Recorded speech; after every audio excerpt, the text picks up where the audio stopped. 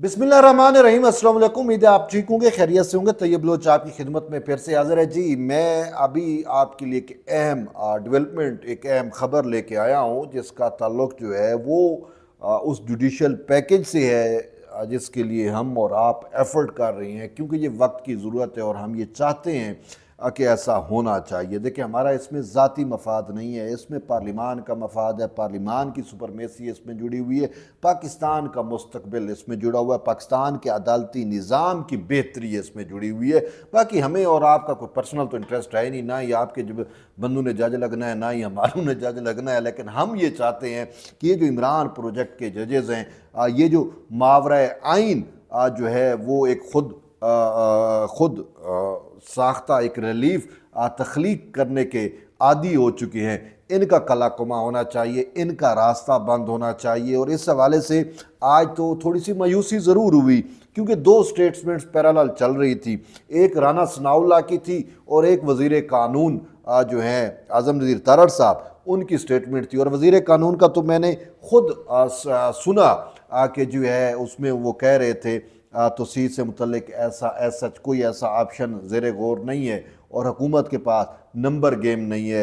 और ख़ासकर ठीक है, मैं तो पहले भी कहता हूँ कि हमें गर्ज नहीं है कि आप चीफ जस्टिस काजी फैज़ ईसा को तोसीद दें ना दें, वो लें या ना लें। ये तो हमें पहले भी था कि उन्होंने इनकार कर दिया था कि मुझे तोसीद नहीं चाहिए, ठीक है। और तोसीद का इतना मामला भी नहीं था। असल मामला ये है कि आप कोई ऐसा तरीक़ाकार ज़रूर लाएँ कि सही मंसूर अली शाह, जिसके बारे में मैं नहीं सुप्रीम कोर्ट के दो जजेस कहते हैं कि उन्होंने आइन तोड़ा है, कम से कम वो चीफ जस्टिस ना बने। और फिर वो जो उसके बाद एक पूरी लाइन है इमरान प्रोजेक्ट के जजेस की, यानी कि मंसूर अली शाह के बाद मुनीब अख्तर है, उसमें एक याह्या खान अफरीदी को निकाल दें, फिर आयशा मलिक हैं, फिर इस तरीके से पूरी एक लाइन है 2070 तक 2030 तक फिर इन्होंने अपने जज अपॉइंट करने, अपने हम ख्याल। तो फिर वो एक लंबी लाइन है जो चलती रहेगी और इसका आप और हम फिर कुछ भी नहीं कर सकेंगे।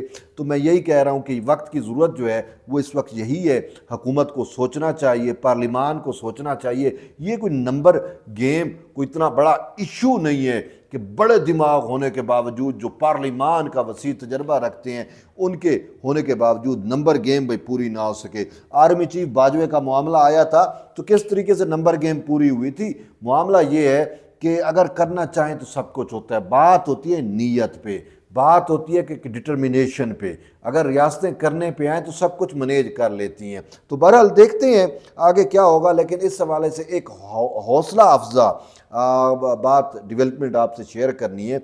और वो डेवलपमेंट ये है कि कहीं ना कहीं ये चीज़ ज़रूर प्रिवेल कर रही है, चल रही है कि जो जजेस का तरीक़ाकार है, यानी ख़ासकर chief justice of supreme court का तरीक़ाकार, वो जो है सीनियरिटी में चीज़ें उसको देखा जाएगा कि ये ऑलरेडी एक टैबू था, ये कानून नहीं था। ये मैं आपको बता रहा हूँ, ये कानून नहीं था, ये कोई लॉ नहीं है कि एक टैबू था। मतलब एक चीज़ जो फैशनड हो चुकी है, जो एक मुरवजा तरीक़ाकार बन जाता है, एक रिवायत बन जाती है। वो रिवायत ये ज़रूर थी कि जो सीनियर तरीन चीफ जस्टिस, जो सीनियर तरीन जज होता है वही चीफ जस्टिस बनता है। लेकिन बात यह है कि ये तो इख्तियार है सुप्रीम कोर्ट की बजाय जो है वजारत कानून ने जो समरी भेजनी होती है उसमें ये इख्तियार है, या ये इख्तियार जो है वो सदर मुमलिकत के पास है कि वो किसको चीफ जस्टिस लगाता है।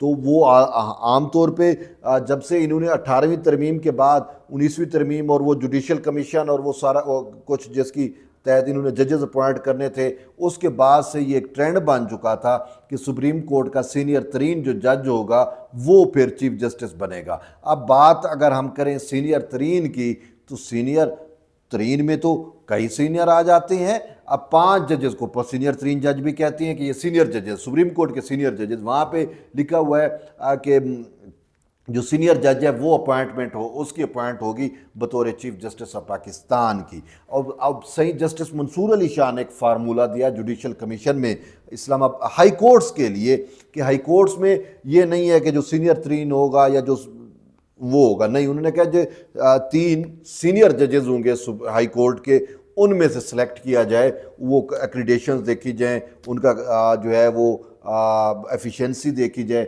और फिर उन तीन में से एक जो सूटेबल हो, जो मुनासिब हो, उसको बतौर चीफ जस्टिस बतौर चीफ जस्टिस हाई कोर्ट लगाया जाए।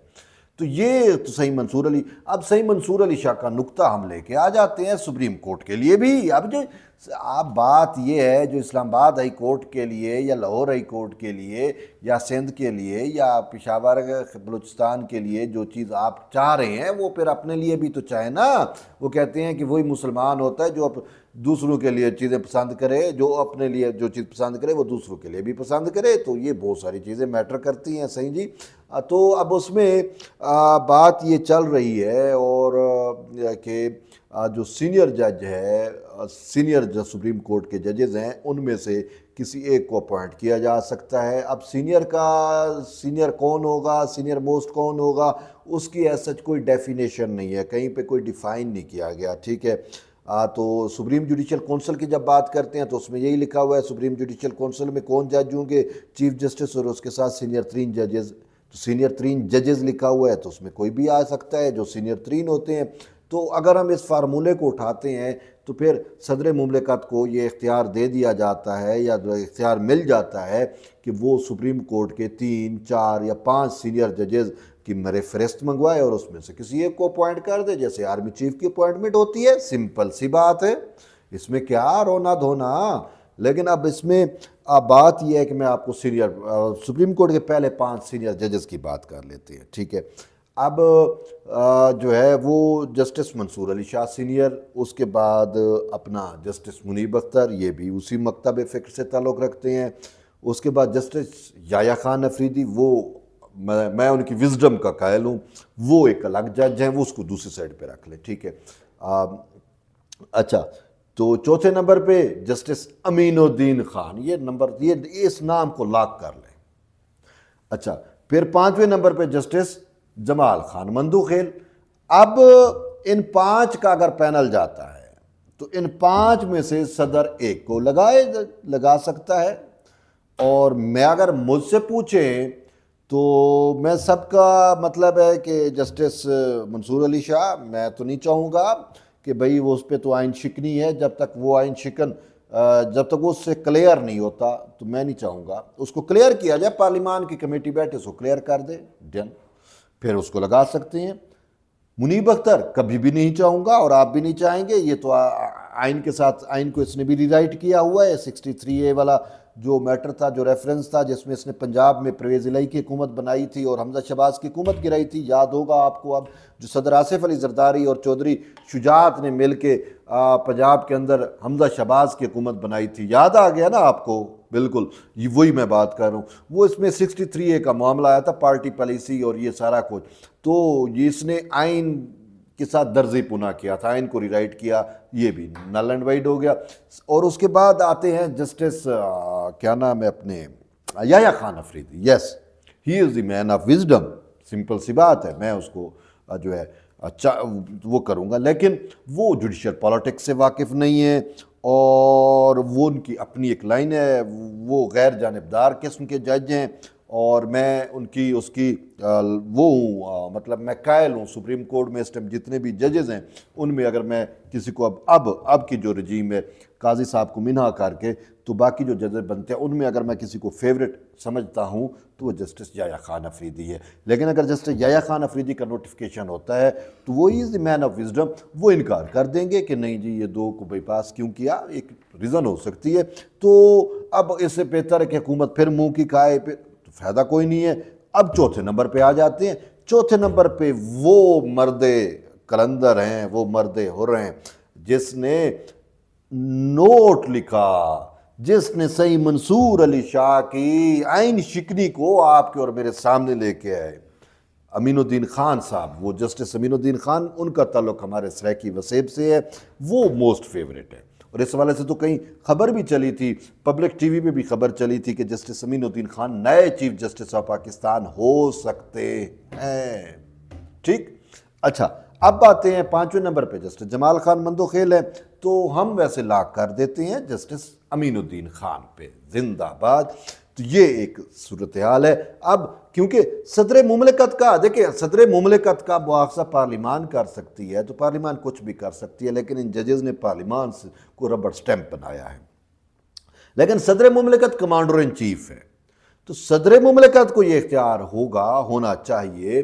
ابھی اس پہ ڈیبیٹس ہوں گی، اگر نہیں بھی ہے تو پھر میں پارلیمان سے رجوع کروں گا اور میں یہی کہوں گا کہ بھئی پارلیمان اس حوالے سے اگر سمپل میجورٹیز میں کوئی قانون کر سکتی ہے ٹھیک ہے، اگر 2/3 بھی ضرورت ہے تو بھی صدر آصف علی زرداری کی وزڈم سے فائدہ لیا جائے، اور اس میں ممکن ہے کہ اگر آپ نمبر گیم پوری کر سکتے ہیں۔ دیکھیں نمبر گیم پوری کرنا مسئلہ نہیں ہے، اگر مولانا فضل الرحمان آپ کے ساتھ آ گیا تو آپ کے پاس نمبر گیم پوری ہے، اوپر سے صرف 4 آپ نے قومی اسمبلی کے اراکین مینیج کرنے ہیں۔ یہ میں پہلے پوری ایک نمبر گیم سے متعلق آپ کو پوری ڈیٹیل بتا چکا ہوں کہ حکومت کے پاس کتنے ہیں، اور مولانا فضل الرحمان اگر آ جائیں تو 223 شاید ان کو درکار ہوتے ہیں، تو 224 تو 220 مولانا فضل الرحمان کے، باقی 4 مینیج کرنے ہیں۔ اور اسی طریقے سے اگر سینٹ میں چلے جائیں تو مولانا فضل الرحمان کو ملا لیں، این پی کو ملا لیں، تو بھی آپ کے پاس چیز بن جاتی ہے۔ تو اس میں مسئلہ کوئی نہیں ہے۔ وزیر قانون کہہ رہے ہیں نا نمبر گیم نہیں ہے، صحیح نمبر گیم کا مسئلہ نہیں ہے،